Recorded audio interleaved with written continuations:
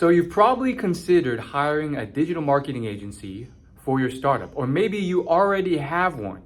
Now the question is, how do you tell which one's a good one and which one is not worth your money? Agencies charge quite a lot.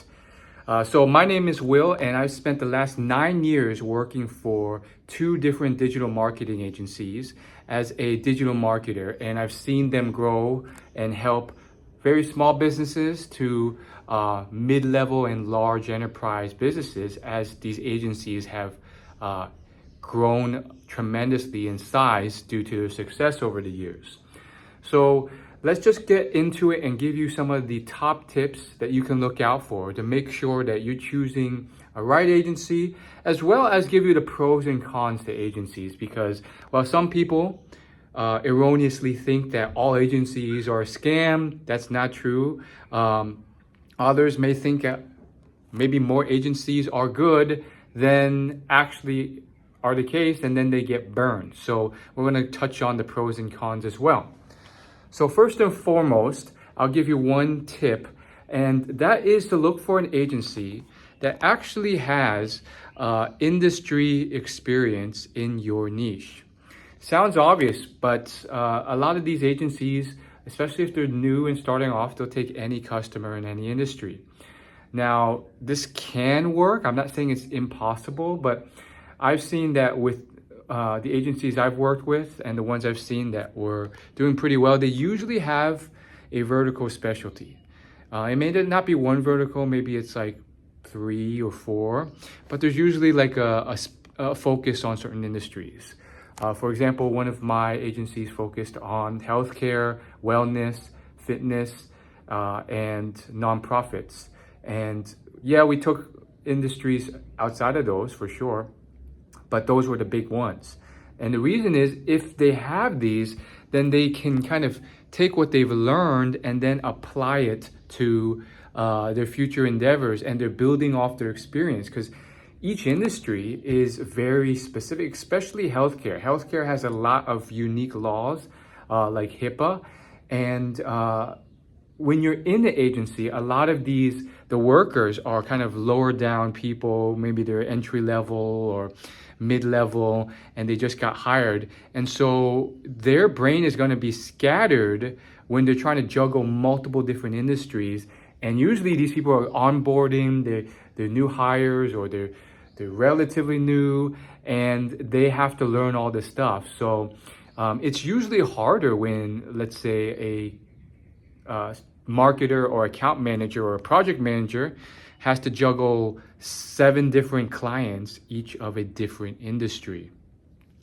Now, the second tip related to that is you also want to make sure you don't find someone who is just focused on nothing but that niche.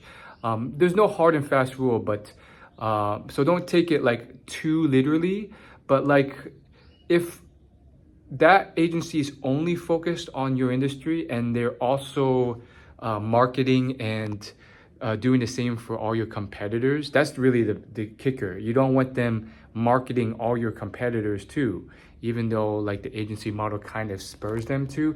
And the way they usually get around this is they're in like a big market. So maybe it's healthcare for the entire nation, and that's how they avoid marketing to your competitors. So make sure there's no conflict of interest, because they're just going to copy and paste a very similar playbook to your competitors. And then like with marketing, it's oftentimes about uniqueness and standing out.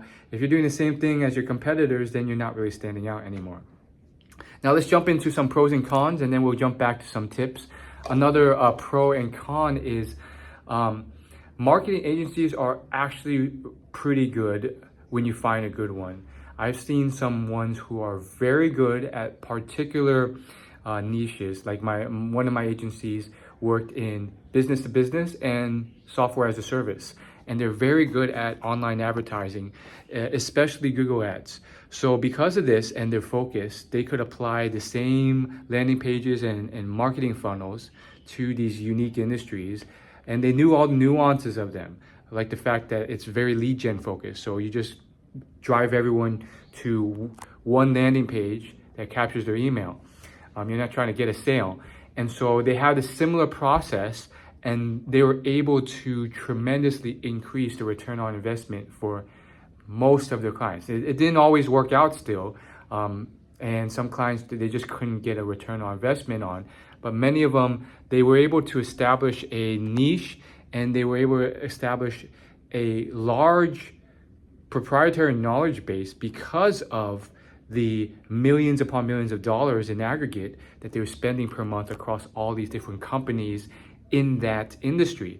So they knew things about how to tweak the ads and the copy and which bidding strategy is the best to use, and all these little things that help them basically do much better than these companies would do on their own. So that's one pro. To those who say that all agencies are a scam, no, that's not the case. Now, what's one con? Well, it is kind of a finding a needle in a haystack to find a great agency. I wouldn't say it's that bad. It's more like, finding a needle in a handful of hay. But the point is, it does take some work, because the reason why people may think it's a scam or it's so overpriced is because there is a lot of churn and burn agencies out there who don't do a good job. And there's plenty of agencies who are basically just living off the hype of a new digital age, digital marketing, and they're just like learning what they just learned from some articles online and then reapplying it to, and they're just really good at selling new clients. But like I said, there are good agencies, and there are mediocre ones and there's decent ones. So there you may find some that aren't knocking it out of the park, like that other example, but they're doing decently well. And so these agencies may be something you can encounter, because I think the one thing you want to avoid are the agencies, and this is a tip, you want to avoid the ones who are kind of churn and burn, and they just rely on getting new clients, and the average retainer is like less than a year per client, and they're not getting results, so they rely on just getting new clients rather than succeeding with their current clients. Now, these don't always last long, but many of them are able to kind of spin that wheel and make it seem perceived as that they're achieving a lot, even when they may not be outputting as much. And I've seen a lot of clients who have come to the agencies I've worked for who have been burned from previous agencies. And so many have come in very skeptical or disillusioned with agencies because there's so many out there.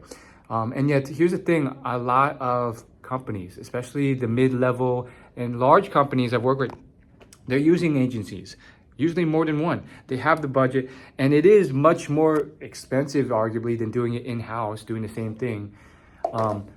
So I wouldn't necessarily rule out agencies, but I would exercise caution. In fact, a lot of the clients that my agencies got came mostly from word-of-mouth referral, even though there are other ways of marketing that we would do for the agency itself, just like we would do for the clients. A lot of those other ways, like ads and SEO and content and social media, they don't really trust as much as just someone who makes a real referral saying how this agency did a real great job for them, and then that's how they get into that agency. And so I think that business model applies to a lot of agencies, and there's a reason for that, and you should leverage that. If you are a customer looking for a good agency, yeah, there are ranking sites out there that you can use, and review sites and those type of things that may kind of help with your decision. But also, you have to kind of do your research. Check the testimonials, check the reviews, find out how long their average tenure is for a client. Look for case studies, many case studies of success where they've helped other agencies. Check those references, reach out to those people, confirm if that agency is good, and trust your word of mouth referral references and your network. So it is a world where people do get great results from it. And I think the biggest thing is essentially leveraging that agency and making sure that they have many results, helping someone like you achieve success and grow from where you are now to where you want to go. I mean, like just like any other coaching in my life, whether it's fitness coaching, dating coaching, you have to find someone who's not just spouting good words and is a good salesman or just appears to be an expert, and then actually look at their testimonials. If it's a fitness coach, okay, did they get someone who looks like me, who's very skinny or skinny fat, to this level of muscle? And did they do that consistently and regularly with multiple clients, not just one, so they weren't just lucky? Or are they having a hard time providing any proof of results and testimonials? Well, that's not a good sign. If you're a successful, consistent agency, you should have a bunch of those in your pocket. And if you don't, well, that's an issue. Why don't you have that? Maybe if you want to play the game and roll the dice with the up and coming agency, you can get a potentially better deal and maybe ride the wave where maybe this is a small agency and they just started doing TikTok ads and TikTok short form content when TikTok first came out, and they're charging really small rates, but they don't have many testimonials yet. That could work or not work, just as your startup may work or not work. So it's really a measure of you're either getting a good deal or rolling the dice and and going with that risk, or finding a good agency. But I do think they're out there. It is kind of tough, but you can do it.